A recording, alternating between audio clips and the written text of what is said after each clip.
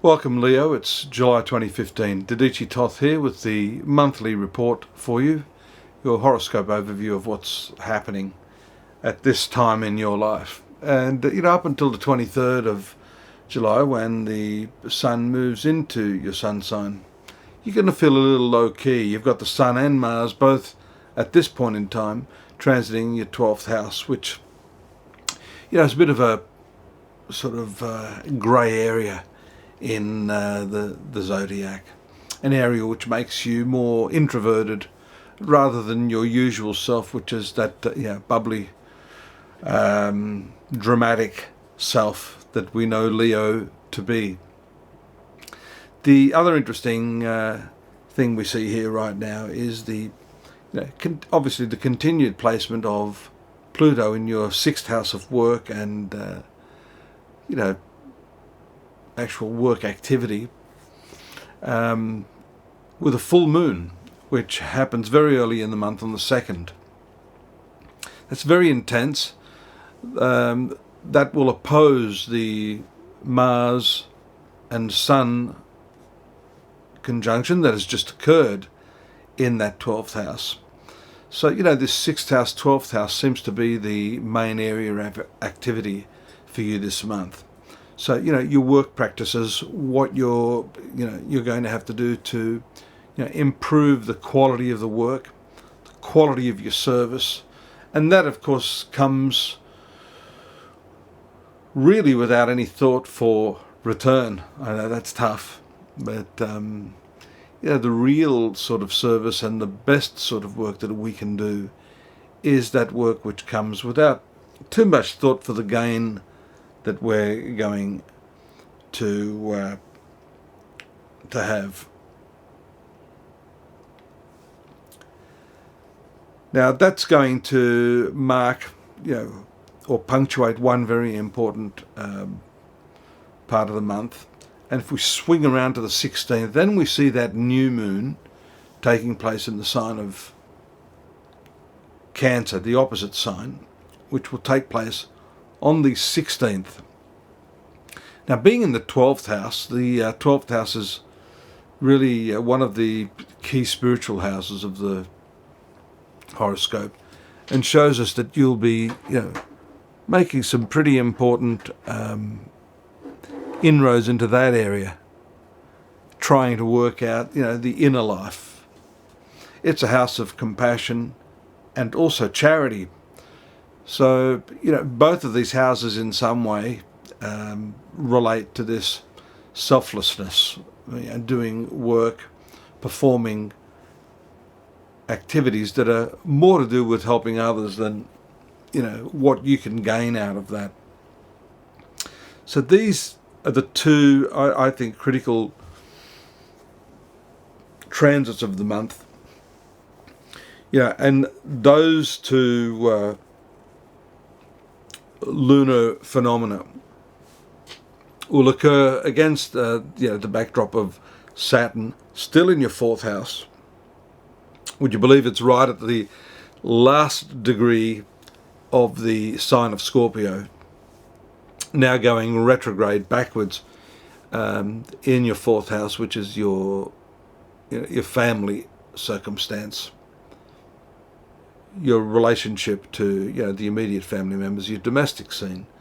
So the retrograde motion really indicates a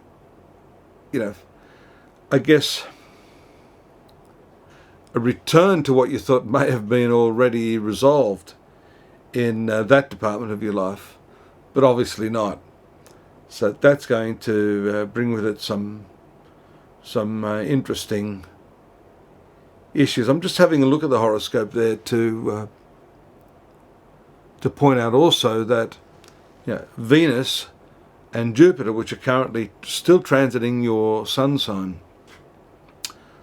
will be moving into, Venus will do that first. It will move into the hard square aspect of Saturn in a little while, and that should happen rather soon as well. We see here that the movement into the next sign, your 2nd house of finances will take place around the 19th of the month. So it's going to be a little bit intense for your relationships leading up to that point in time, because we see your ruling planet in that 12th house. It's quite likely you don't have the stomach or the desire to be with other people at this time. There may be demands on you to interact. People can only assume that you are the person you generally appear to be, but because you're in this low-key cycle, then they may be completely wrong. Maybe seriously what you want is just to be alone and not deal with that. So that's going to come across as maybe a little aloof on your part, and people may accuse you of being something you're really not. Maybe you just need a little bit of time out. So it's always best to use that energy of Mercury, which we see in your 11th house, which is quite a contradiction, because the 11th house has to do with friendships and communication and being with the group, whereas this 12th house activity shows that you very much want to have nothing much to do at all with the group, rather to be with yourself. So you may be thinking of being with the group. So as I always say, communication is the best possible solution to dealing with that, and hopefully that can tide you over. We see the movement of Venus, which is your career planet, into this second sector, the second sign of the Leo horoscope, or the finance sector, having a lot to do with money and finance. And so this, usually the transit of Venus is good when it moves through the second house. In your case, it may bring with it some difficulties and maybe some expectations that are sort of beyond the reality of what you can hope to achieve just now. Again, I'll just reiterate, that's after the 19th.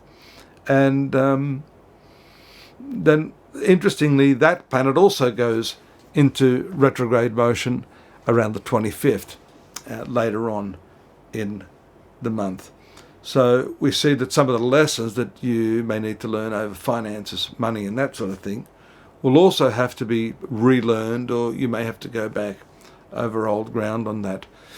This 10th ruler, the career ruler, being Venus, is not particularly good being in the sign of Virgo. So there could be some disappointment for some of you as far as your work and progress in your professional line is concerned. You may have some high expectations in that area this month that may not be met either. And as I always say, expectation is the mother of disappointment. The movement of Mercury through that 11th house will also catch up to the conjunction. It's a passing conjunction, yes, the Sun and Mars in your 12th house, but when we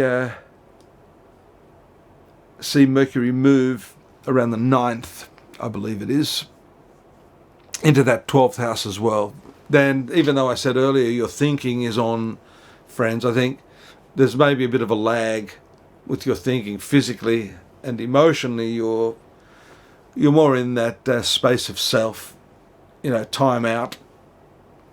But Mercury will catch up to that, so there'll be a bit more synchronicity between the head, the heart, and the body.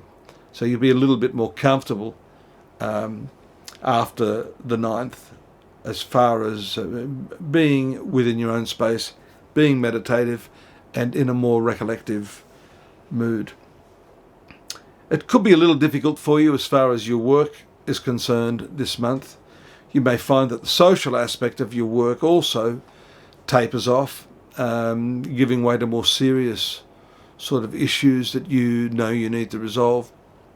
You can't always use that social angle as a crutch to get you through those frustrating times, which may be a part of your circumstances just now, Leo.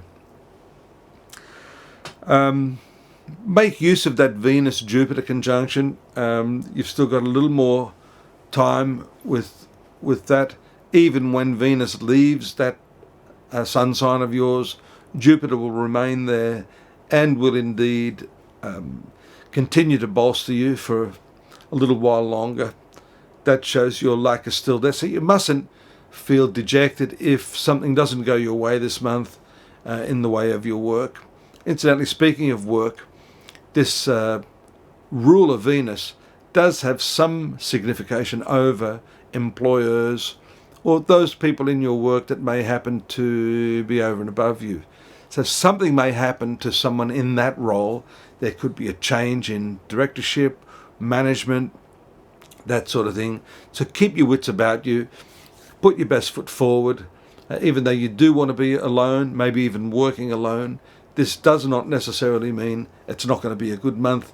In fact, having Jupiter there in your sun sign probably indicates that less is more, and staying out of the limelight just for a little while could make you more desirable. You know, the commodities that are least available become the most valuable.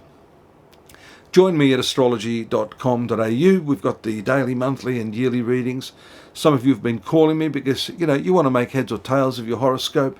I'm here to make myself available to you if, you need to look more carefully at your horoscope. And I hope you'll do that. I look forward to your company here next month or before that on a one-on-one session. Have a great month. See you here next time. Bye-bye.